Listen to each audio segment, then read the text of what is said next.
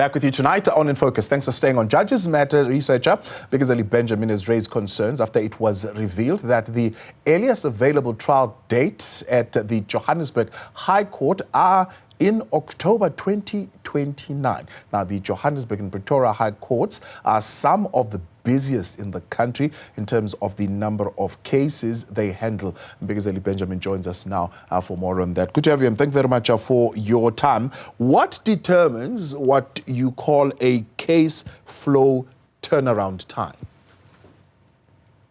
Good evening, Mr. Mdluli, and good evening to the viewers. A case flow turnaround time usually speaks to how quickly a case can go through the system from the time that you initially file the court papers up until you get judgment. That is usually the turnaround time. But even there, there is some separation of the time frames. So, for example, from the time that the case starts up until what we call the close of pleadings. So from the time that your lawyer files the first piece of paper up until the last piece of paper, that is called the pleading stage of a case.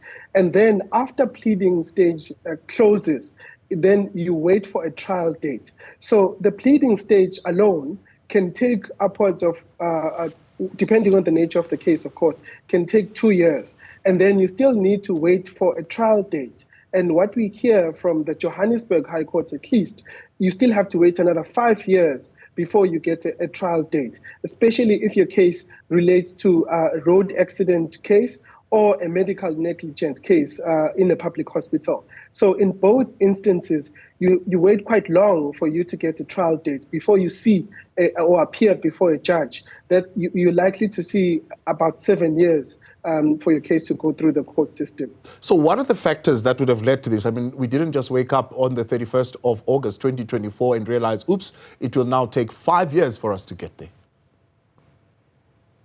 Yes, there are a number of factors that led up to this point. And the combination of those factors, I think, is what is the big problem. One of those factors is just a general shortage of judges. For the last 15 years, from about 2009, we haven't really had any significant increase in the number of judges that we've had in the country. In 2009, we had about 240 something. Currently, we have just over 250. And when you consider that in the last 15 years, the population of the country has grown, the economic activity has grown, the crime levels have grown, the complexity of the crimes have also increased. So that means the triggers that force cases to go to court have all become more complicated. But the number of judges and even magistrates that we have in the system hasn't really kept up with that growth. The second factor is, of course, there are many more cases that are going to court now than we've seen in the past, particularly when you see like road accident fund cases.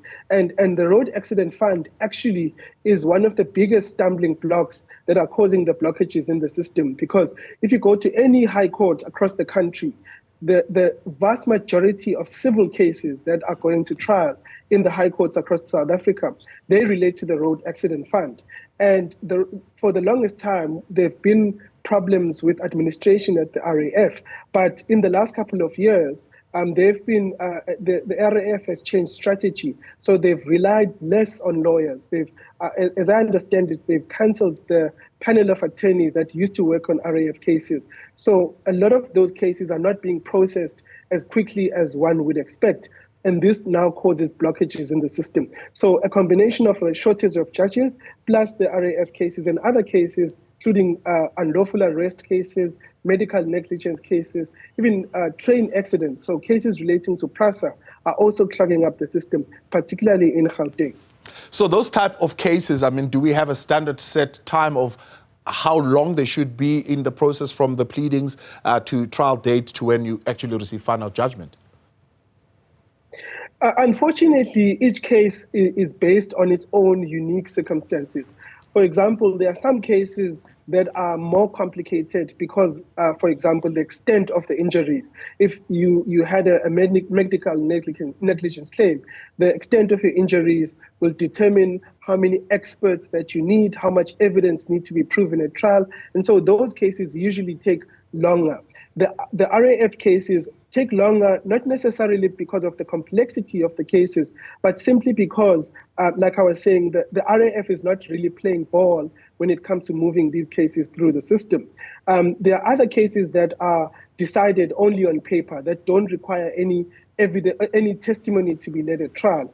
Those cases are usually called motion cases because they're only decided on the papers.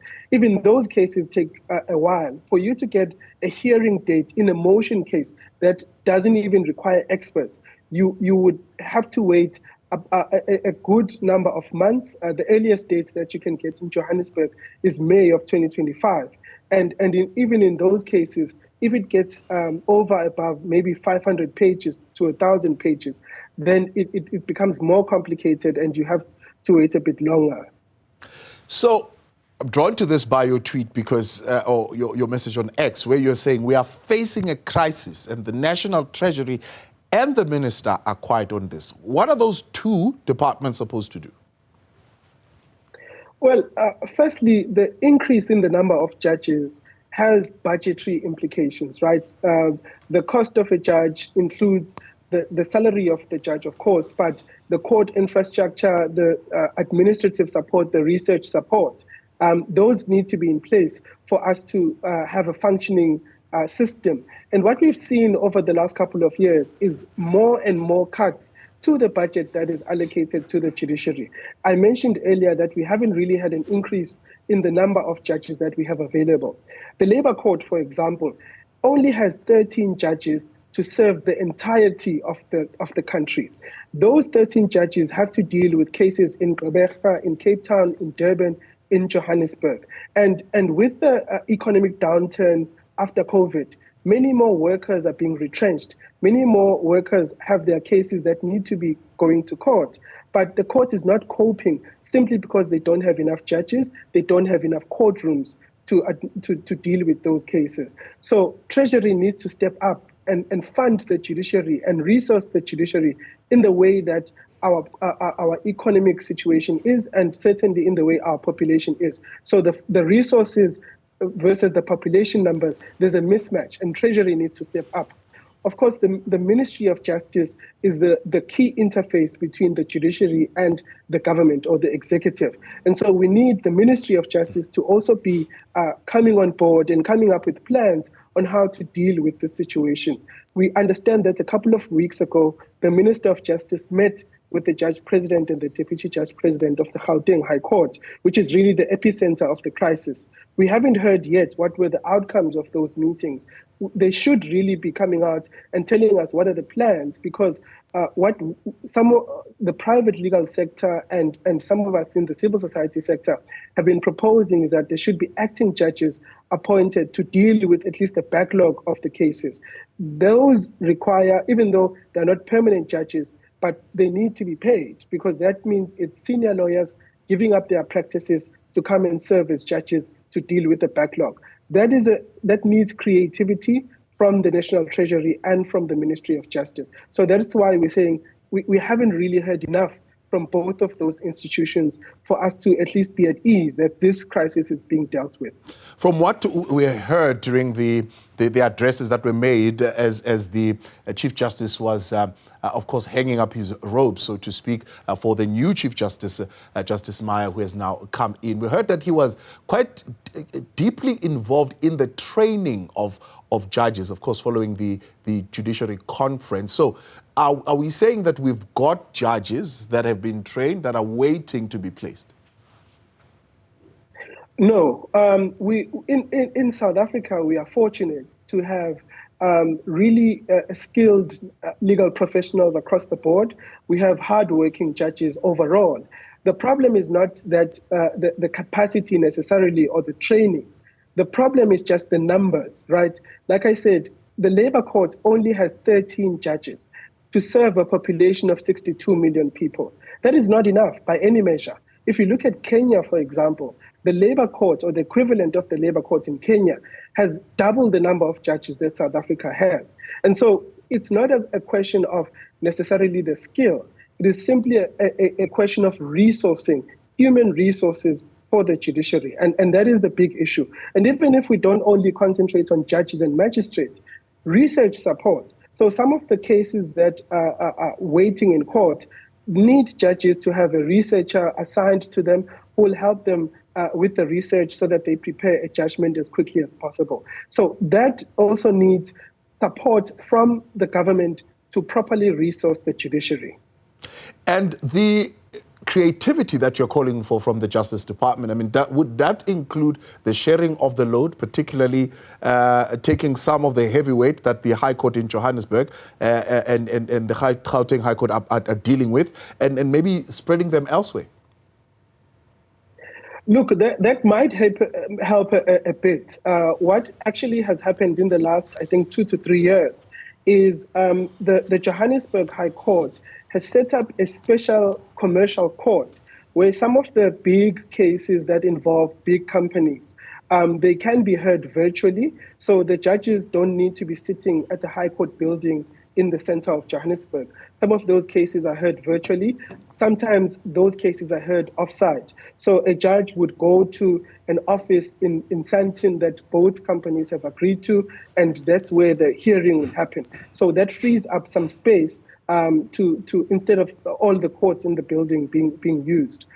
In the Labour Court, similarly, legal practitioners are coming to volunteer at the Labour Court, and some of those cases are not being heard necessarily in the Labour Court building because there are no courts available, but they are heard being heard virtually or being dealt with off-site. So those are some of the creative measures that the judiciary, working with the private sector, has been able to intervene and help with.